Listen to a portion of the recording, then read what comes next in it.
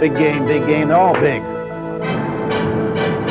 Got a little butterflies? If you don't, work them up. You ought to have just a little bit of butterflies, just a little bit of shake. Kick,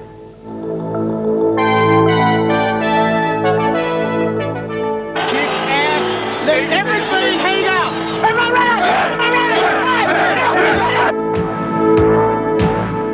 right? In the long and storied history of the NFL, there have been over 7,000 football games.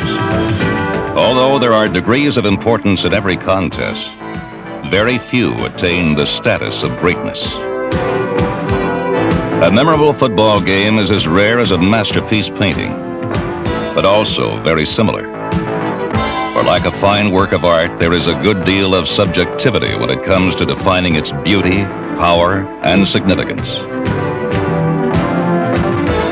What is it that makes some games burn brightly even in the dimmest corridors of our memory? To many purists, they are the contest dominated by fiercely aggressive defense.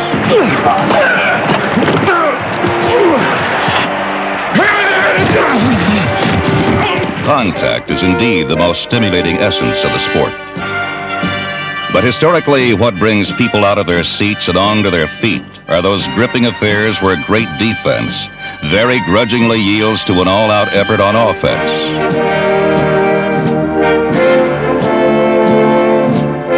The great games involve fans as much as players.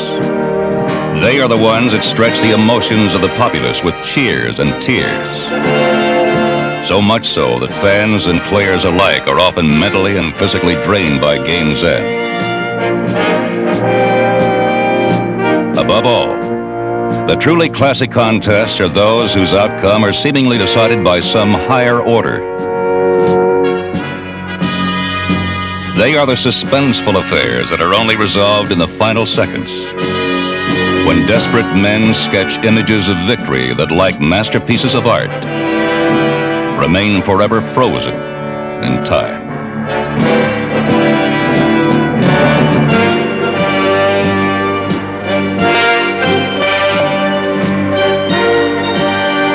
There have been over 7,000 games played in the NFL.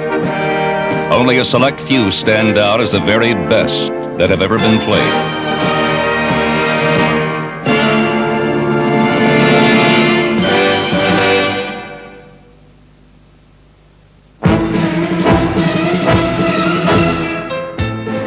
Most discussions about great football games begin and end with Alan Amici's touchdown and the Baltimore Colts' sudden death victory in the 1958 championship.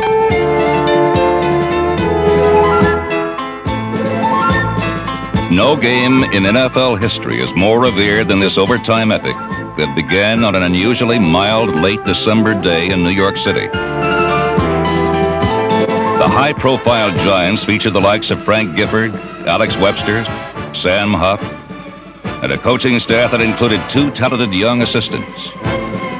To many observers, they had a clear edge over Weeb Eubank's very jittery Baltimore Colts. In the locker room, everybody's nervous for the first time we've ever played in the championship game in the Yankee Stadium, and Weeb's going down. He brought each guy in. He drafted, he knew us, and he's going down, saying where we came from. He picked us up off the sandlots. He had a great speech. But about 5 or 6 of us never heard it because we were in the head throwing up. We were nervous. Ironically, once the game began, it was the more seasoned Giants who did some coughing up. Led by quarterback Johnny Unitas, Baltimore took advantage of numerous Giant fumbles to forge a 14-3 halftime lead. A blowout appeared imminent, especially when the Colts drove to the Giant goal line early in the third quarter. At first we tried just, going over from about the 1 yard line. The ground was rather frozen down on that end of the field. And I didn't get good footing, and I tried 3 times and couldn't get in from the 1 yard line. So John, in his most inventive way, called me to throw a pass. It was going to be a pitch out, and then Jim Mutchler was to release from his block and then end up in the end zone. Not having heard that play before, I completely blew it, and I thought it was a sweep.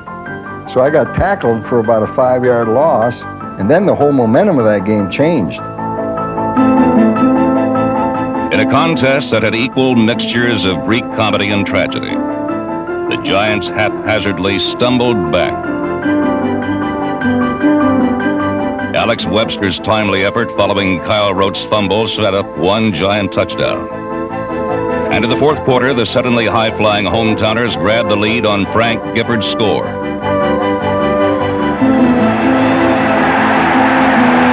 Giant fans dreamed of a championship. With just 2 minutes remaining, it was only a first down away. But a controversial call on Frank Gifford's attempt to gain it on 3rd and 4 began what would be a Giant nightmare. I think they blew the call. There's a mental thing in your head when you have a 3rd down and a yard to go or half a yard or whatever it happened to be. You know when you've made it. I didn't even look over to the yardstick. Frank, you should have. New York punted, pinning the Colts far back. The lead seemed safe. What happened next, however, altered the course of professional football.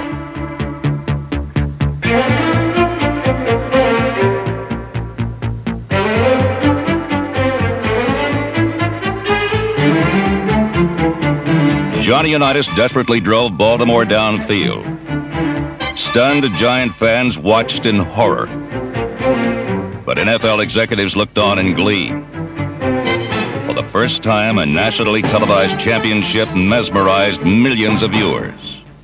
Many more tuned in just in time to witness Steve Myra's game-tying field goal and the NFL's first venture into sudden death. It was very strange. You know, we were all asking each other what happens next, or, you know, the rules weren't too clear on that. So, but that's again where a guy like Unitas always stepped in there. He was the brains of the outfit, no question about it. Baltimore lost the coin toss. But after the Giants failed again in their opening drive, the third-year quarterback picked up where he left off in regulation.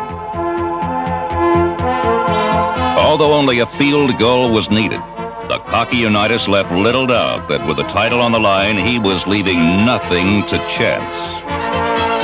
Well, I was just thinking about a score. I would really, you know, the field goal really never entered my mind. I never have put too much strength on field goals myself. I'd rather go for a touchdown. I knew right then and there that we had the ball game won.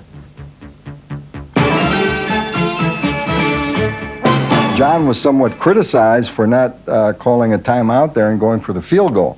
I think a lot of people have forgotten that it was 3rd down. They thought we were going for it on 4th. But in the event that we missed it, we still had, you know, time for the field goal. But an interesting thing on that play, which was the genius of a Unitas, and a lot of people missed this.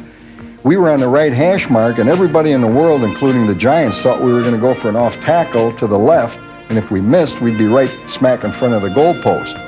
And John just took that little bit of a gamble and ran to the right on that play. And everybody was stacked to the left. And he had Lenny Moore there, who was not known as a great blocker. And he threw a key block, and it was wide open. I mean, there wasn't anything to the play. Through the years, this dramatic championship has been elevated to legendary proportions. Yet legends die hard. Despite well-documented evidence to the contrary, the grandeur of this game is something of a myth. People have built it up to be such a great game, and it was a good game, but it was far from a great game. That game was probably the greatest game for the National Football League because of the notoriety of it. But I don't think that game was that good a game, really. I don't think it was the best game ever played. You know, it wasn't a picture-perfect type game. I think it was just a dramatic ending that most people remember. And it was the greatest game I ever played in, I'll put it that way.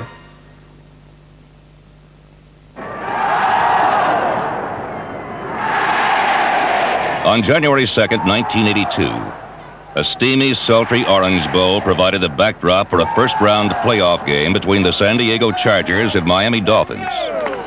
Here we go, Dolphins! Here we go! Even before kickoff, anxious fans spoke sportscasters' jargon to describe their excitement over what would eventually be one of the greatest games ever played. Well, I tell you, this is going to be a good one, because I tell you, you get those big boys racking them down. There's some head cracking going on today, and I tell you, the San Diego Chargers, and somebody's going to fumble, and I I tell you, it's going to be a good barn burner down in the Orange Bowl. Danny Fouts and David Woodley and all those other big boys. Head cracking going on today, Henry.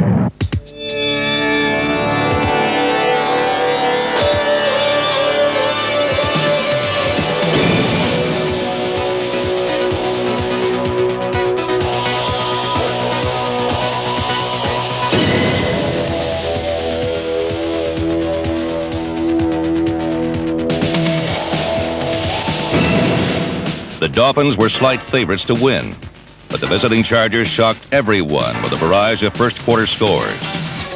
Wes Chandler's punt return ignited an outburst of 24 unanswered points as San Diego looked to turn the game into an early rout.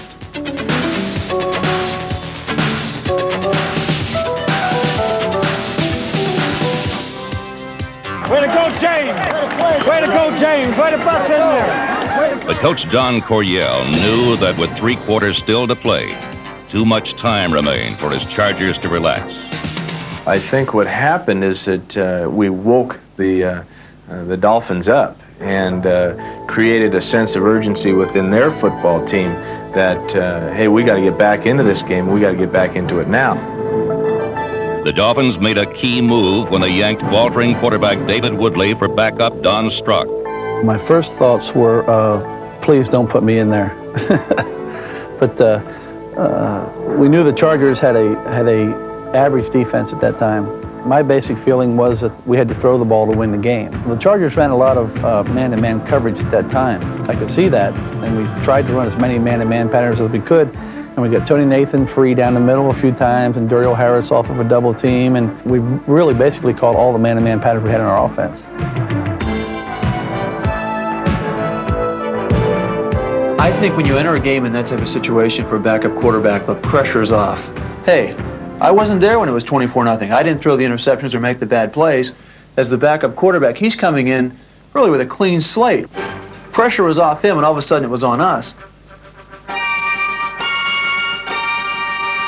him about it, Don Strock! Get him in the end zone, Don! Let's go, boys! We had not prepared for Strock. We talked about Strock, but we prepared all week for Woodley and scrambling and rolling out and doing the things that he does. Strock, conversely, he just pulls back, takes a look around, he's so experienced, and dumps off to the open receiver.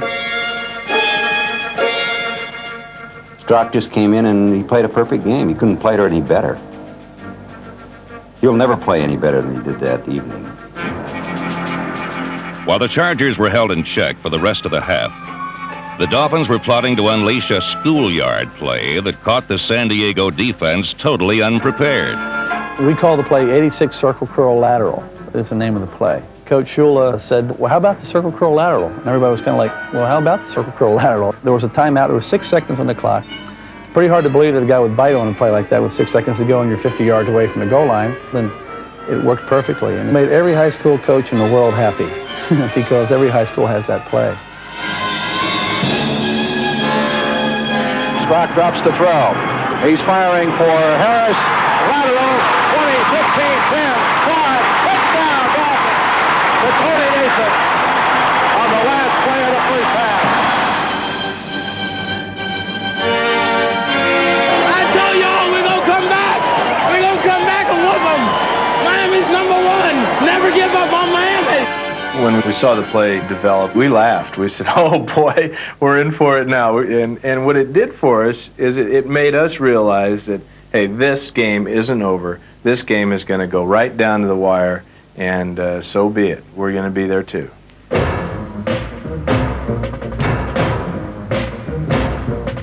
The Chargers roared back on the play of number 80 tight end Kellen Winslow.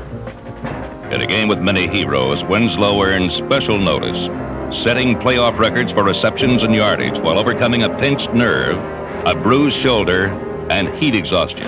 I remember Dave Levy, who's now our offensive line coach. I came out of the game, going to the bench, wincing in pain. About a minute later, I ran by Dave, tapped him on the hip, and said, I'm going back in. And as I was running by him, I heard him saying to the coaches upstairs in the press box through the speaker, I don't believe this. He's going back into the game. And I looked back at him and started grinning. And I said, this sounds like TV. It sounds like somebody wrote this. The drama continued to unfold as both teams seized, then lost the lead.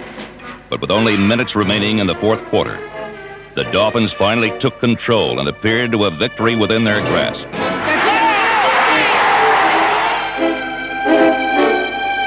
Dolphins running off the clock. The Chargers have to force a turnover.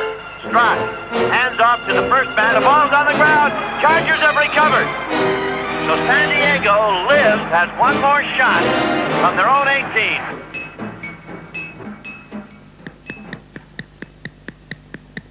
Trailing 38-31, the Chargers mounted a desperation drive.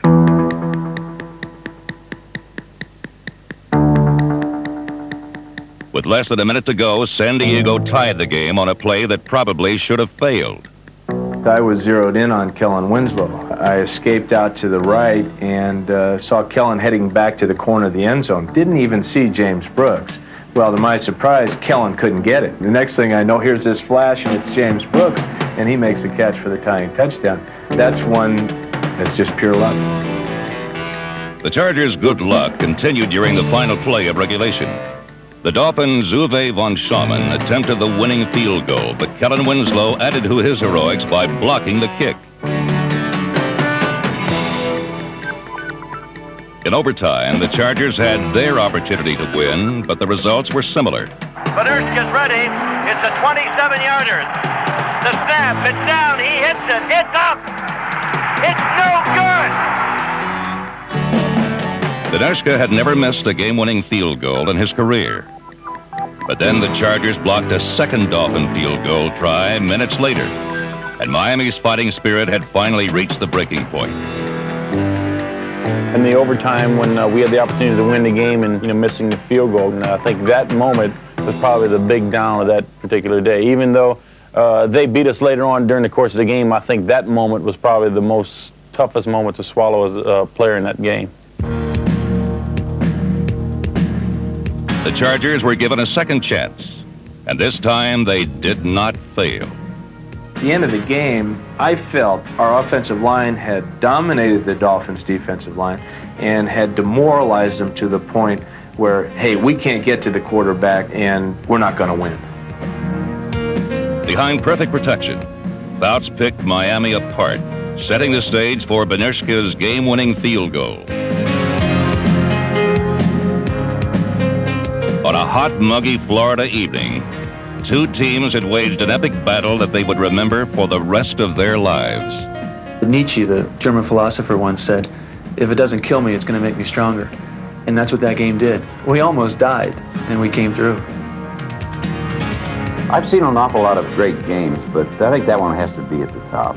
It was uplifting. There was no sense of defeat by anybody involved, or even by the people in the stands. To see it was just man rising as high as he could in a form of athletic endeavor. I felt that I just experienced something rare and unusual that I would not soon be seeing again, if ever.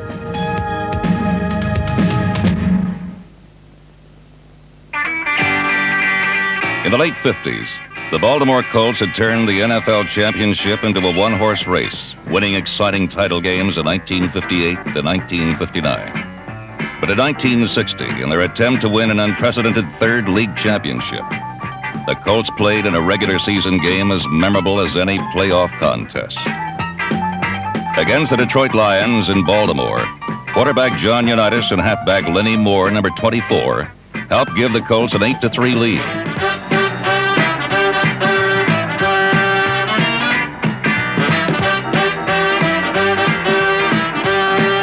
Baltimore's prestigious passing attack had already helped earn the Colts 6 wins against only 3 losses, while the inept Lions appeared to be on their way to another losing season. Number 40, Bobby Boyd's interception protected the Colts' expected advantage, but as the game wore on, the predictable ultimately made way for the peculiar. The infallible Unitas to Raymond Berry connection failed to hook up. And moments later, the Lion offense uncharacteristically took Baltimore's defense, and everything else for that matter, head on.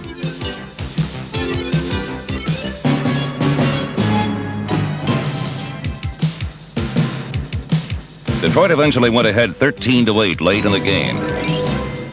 However, Unitas, renowned for last-minute miracles, once again began to work his magic.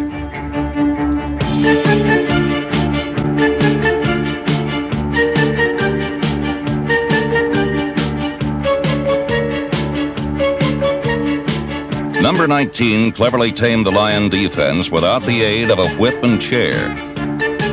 We thought we had him, and it was a situation that was third down and long yardage, and we thought he was going to throw short, and damned if he didn't go back, and he threw a long one. And it looked as though the ball was going to go way over Lenny's head. The night train was right with him. And Lenny leaps horizontally in the air, and he catches the ball in the end zone. And as soon as he catches the ball, I swear to God, Night Train turned white. He's black. I mean, he got like real crazy. The only thing we saw then was this huge crowd came out of the end zone and covered the field on that side. Meanwhile, we come off the field, and I have two people on the sidelines. I don't know how they got there, and I'm fighting with one of them. One guy pulls a knife on me. I'm running around George Wilson, our coach, hoping that should he stab someone, it might be George instead of me. George will say, "What are you doing? You crazy?" The temporary insanity afflicting both the crowd and the players of this game became even more evident on the ensuing kickoff, with only half a minute remaining. We kick off to the Lions, and I see Gil Names hit Alex Hawkins, who was my teammate. He wasn't maybe one of my favorite football players, but he was still my teammate. He took a sucker shot on him and knocked the hell out of Hawkins. And Mames is laying on the ground, so when I run by Mames, I drop kicked him right in the face as hard as I could. But I got caught and I got thrown out of the game. Lo and behold, the next play, Earl Marlowe throws a pass to Jim Gibbons, the slowest guy on the field other than me, and he runs for a touchdown. The thing I remember is the absolute silence in the stadium. You could hear Jim Gibbons running. It was so quiet. And that was it, boy. There was not one cheer. I mean, it was absolute stone silence. And that pretty well knocked us out of the race in 1960. Weeb Eubanks blamed me for losing the damn game. After, just because I got kicked out of the game. It stopped the clock. There was only 14 seconds left to go in the game, and we lost the ball game. And I guarantee you, I didn't know what to say. I got fined $1,000 for doing it, but I said, well, I got satisfaction out of it. I didn't like Mames to start off with. I thought he was a jerk, but then after you meet the guy down at the National Football League alumni thing, great fella. Going out, getting me beer, buying me pizza, wonderful fella. I had to put on a different jersey because I thought they were going to kill me. But everybody was in a state of shock. And I don't know if they ever got over that shock, but it really was a great shock to the fans. While there have been more famous games for sheer excitement and entertainment, the Lions' zany 20-15 win deserves a place among the NFL's greatest games.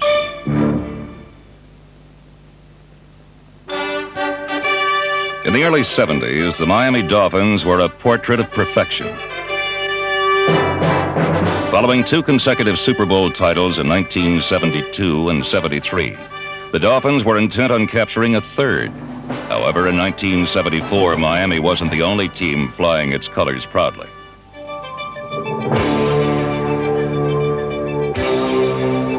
The Oakland Raiders were to pro football what Blackbeard the Pirate and his motley crew were to the open seas. And the silver and black's ominous image was frighteningly evident when they hosted the Dolphins in the opening round of the playoffs. When we came out for that game, there was more excitement in the stadium than I ever heard anywhere or felt anywhere.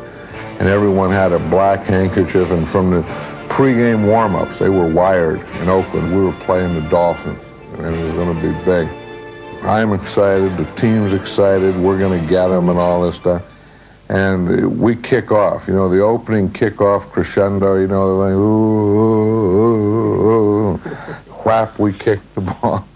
They get the ball, and boom, all the way back. He runs, I think it was Nat Moore, ran it back 100 yards. And now here we were, Black Sunday, Raiders, revenge, Dolphins, get them in Oakland, fans crazy, team crazy, good, gonna do it.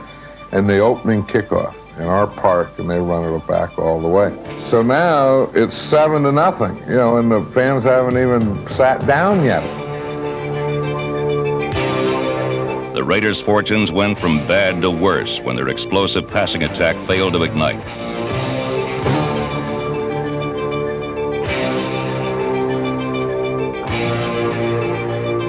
But while the offense let opportunities slip away, the Raiders' defense took a firm hold on the Dolphins' elusive running game. Oakland took pressure off its struggling offense by placing it on Miami's.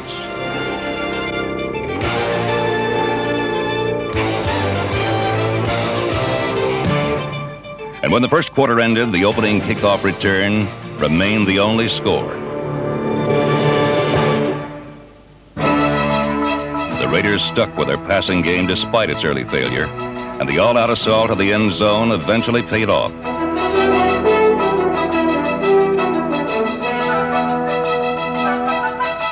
Charlie Smith's touchdown put Oakland on the board, and as the game wore on, the Raiders continued to focus their attention on the Dolphins' secondary.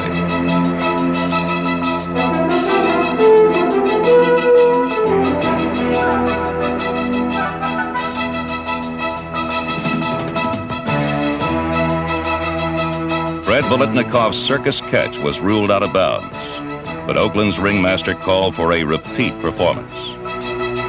Ball on the 13, 2nd and 10. Stay with that. Looks left, throws right. Biletnikov, a leaping catch. Touchdown!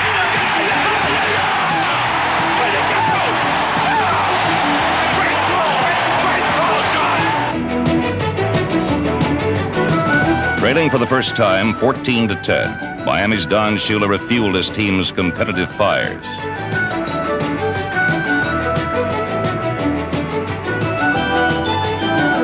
The fleet-footed Paul Warfield's touchdown helped put the Dolphins back on top, 19-14. However, in the fourth quarter, the Raiders answered the score with their own speed burner wide receiver Cliff Branch, number 21. Before you let you go take it. Right. I think you can get to around the outside. I can put on the outside hand. I can run under, you know. I can take it that ball. Good job, good job. They're going to the air now. Here's the deep one, the ground. Deep, deep. He's got it! Amazing catch by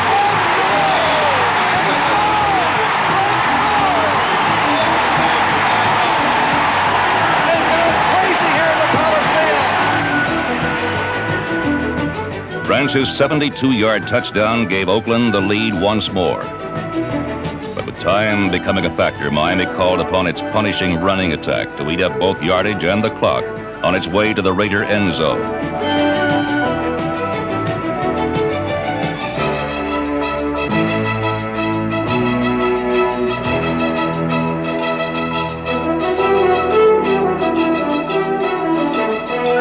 Fullback Larry Zonka muscled his way to the Oakland 23, setting up halfback Benny Malone's Herculean effort that gave Miami a 26-21 lead.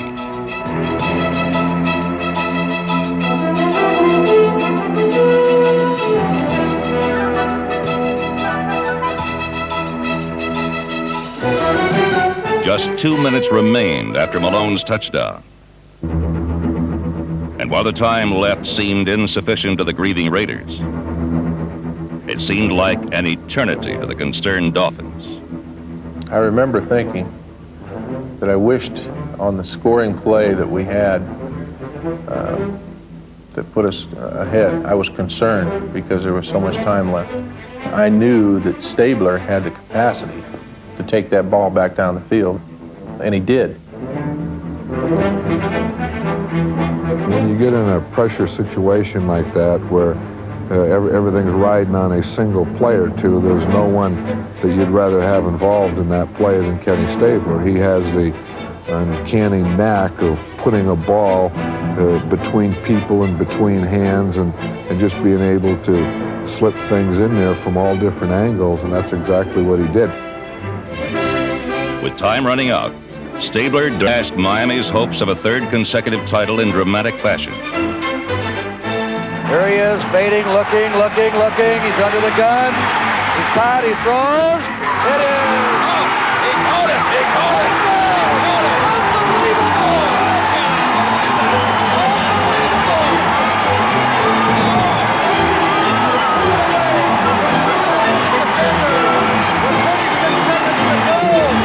What a finish. the ball up because he was hit as he threw. It looked like he might have been lobbing it into the promised land for Miami. But no, Davis got there first, and it was the Raiders' promised land.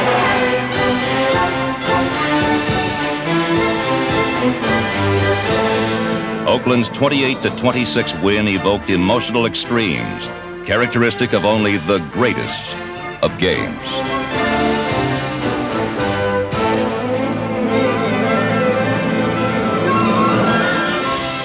After the game, there was Don just crying, just letting it all out, crying, and afterwards saying he was just so disappointed that for the guy's sake. But this is the one time in my life that I've seen him actually just sit down and let the tears flow for a disappointment. You'll never see a better game than this one, ladies and gentlemen. I'm sure you'll agree. Frankly, it was maybe the greatest football game I have ever seen. It was just incredible.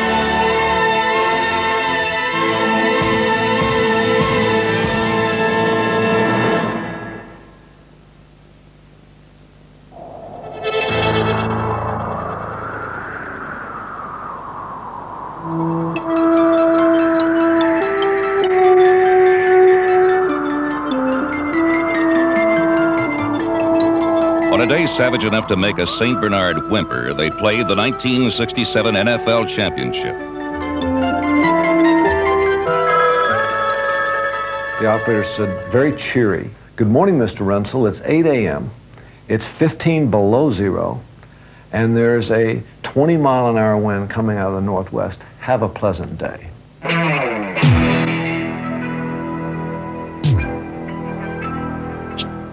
It is called Russian winter, the kind of brutal cold that made Napoleon and Hitler flee in panic from the doorstep of Moscow. But in Green Bay, it is called Packer weather.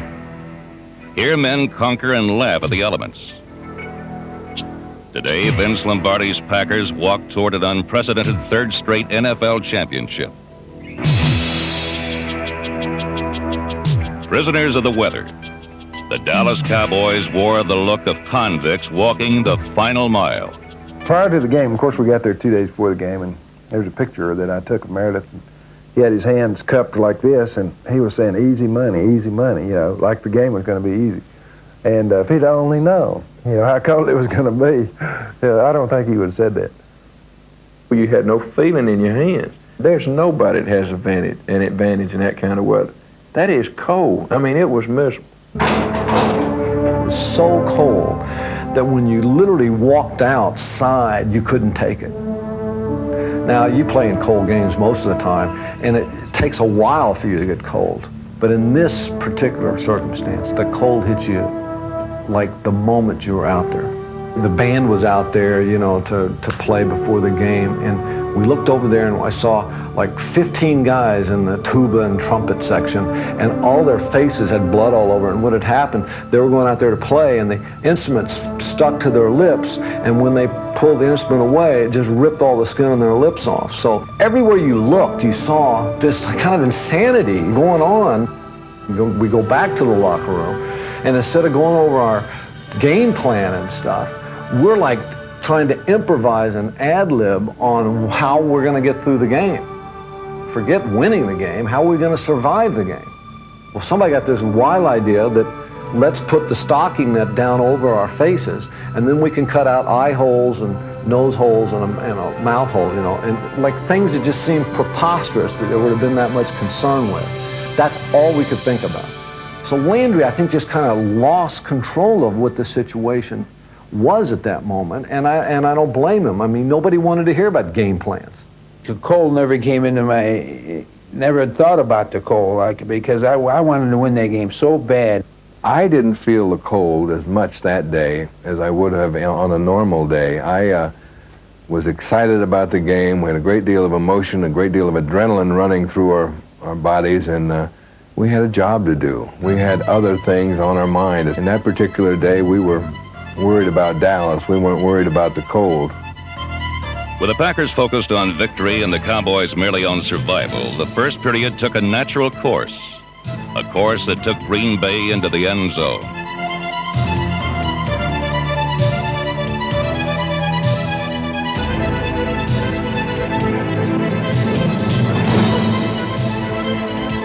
Twice Bart Starr hit number 86 Boyd Dollar with touchdown passes. And the Packers built a 14-0 lead in the second quarter.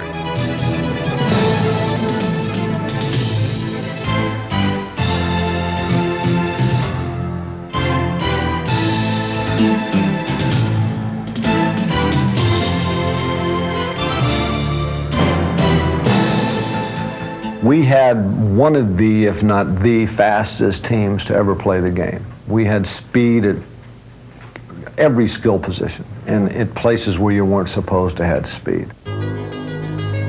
Not only was our speed taken away, I think the fact that Bobby Hayes was nullified by the weather conditions. That was not one of Bobby's great games. I guess one of my most vivid memories of that game is of Bob Hayes, the wide receiver for the Dallas Cowboys, running his pass patterns with his hands in his pants.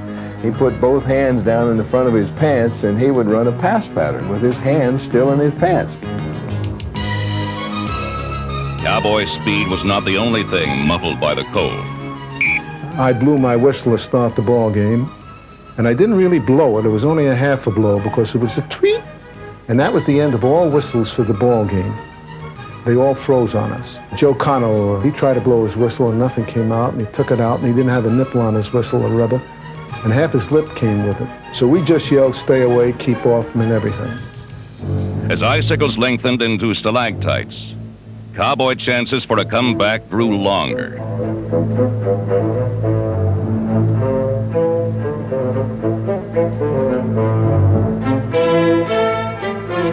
Finally, the Doomsday defense drew a bead on Bart Starr and battered him. A touchdown by defensive end George Andre, number 66, and a field goal narrowed the score to 14-10 at the half. The total momentum of the game had shifted over. Now, by this time, it's much colder than it was even at the start of the game. But we've gotten our focus and our concentration on the game itself.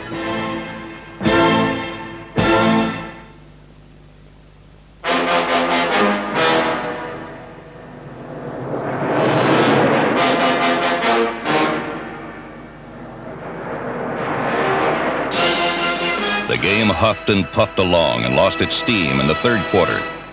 The cold became intolerable. Then Vince Lombardi's electric blanket installed into the turf to thaw the ground failed.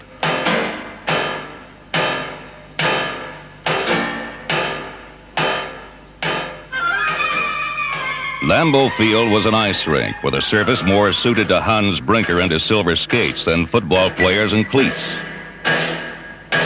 The field was like take a rug and put it over marble, or maybe just play on marble, and you've got an idea of the field and what it was like in terms of traction. And I didn't really want to hit the ground. I didn't want to get hit by anybody, and I didn't want to hit the ground. Meredith was sitting in the huddle, and he gets down on one knee and he goes, "Right, hang on." I said, "That's easy for you to say, Don, but what did you say?" He said, "Right, hang on two." And what was happening was his cheeks were freezing, and he couldn't talk, and his ability to formulate the words was leaving him. So Don had to call the plays by taking his hands and moving his mouth in such a way. I mean, he was talking with his hands. 8 seconds into the fourth quarter, the frozen lips of Don Meredith formed a bold but risky call. A halfback option pass from Dan Reeves to Lance Renzel. The pass not only sliced through high winds and frigid air, but seemed destined to carve out the Cowboys' first NFL championship.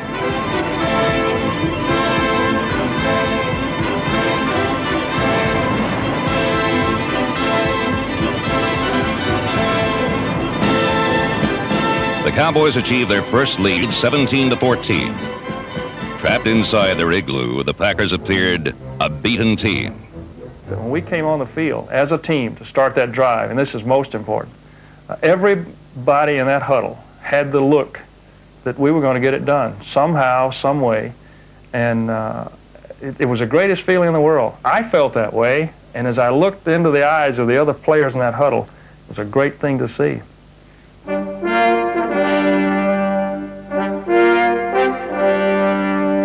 With 4 minutes 40 seconds remaining, the Green Bay Packers launch one of the most thrilling and dramatic comebacks in NFL history. They would have to travel 68 yards across a polar ice cap and through a defense determined to preserve their first NFL title. I remember Boyd Dowler's head bouncing off the frozen turf when he caught a pass for a first down, and his head bounced 3 or 4 times.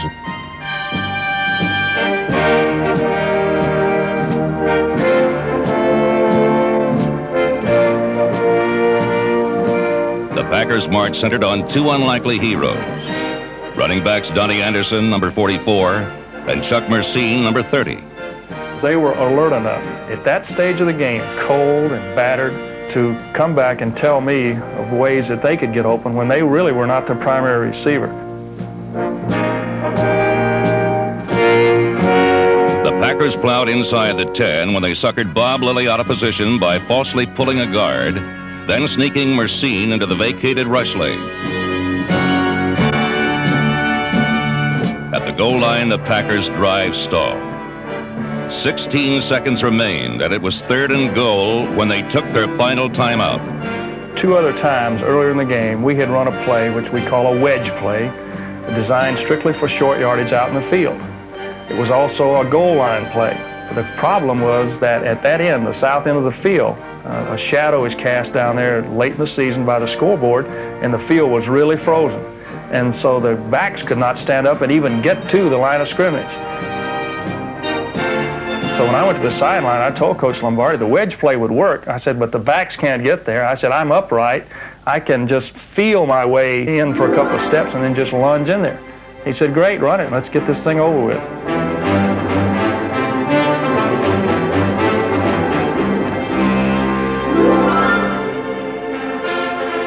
It was too slick in that part of the field to do any kind of end runs or any kind of, anything other than maybe a straight ahead play or a quarterback sneak. I had told Jethro, I said, Jethro, I think they're going to come right at you or me, right up the middle. And I was trying to dig some holes with my cleats, but the ice was a couple inches thick. And I said, we ought to call timeout and get a screwdriver and dig us some footholes. Here are the Packers. 3rd down, inches to go. To Bader. 17-14. Cowboys out in front. Packers trying for the go-ahead score. Starr begins the count. Takes the snap. He's got the quarterback sneak, and he's able to touchdown. The Packers are out in front. 20-17.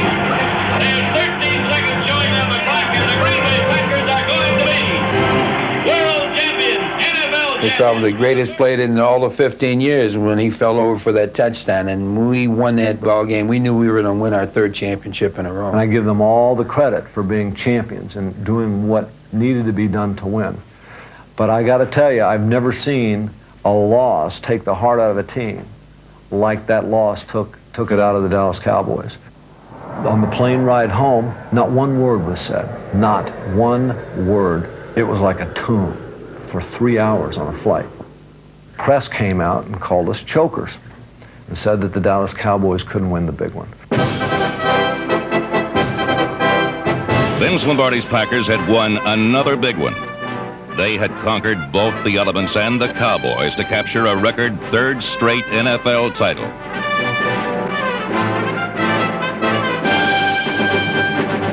It was a game that would literally become frozen in the memory. A game considered the greatest in pro football history.